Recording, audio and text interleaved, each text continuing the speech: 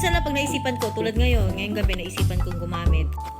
Ayan. Pangalan naman nito ay from Ivy Lee Niacinamide Cream. So, actually, pwede daw siya sa underarm, pero never ko pa siyang nagamit sa underarm. Kasi, syempre, di ba, first time ko itong tinry, kaya nilagay ko muna siya, ina-apply ko muna siya sa aking elbow. So, yun siya, mga kabising. Ito yung kulay niya.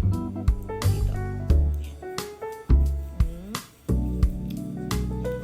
Okay.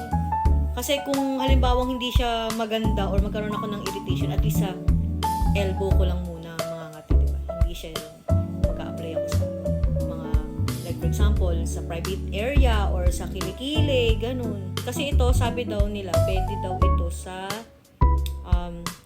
sa mga singit, sa underarms, ganun.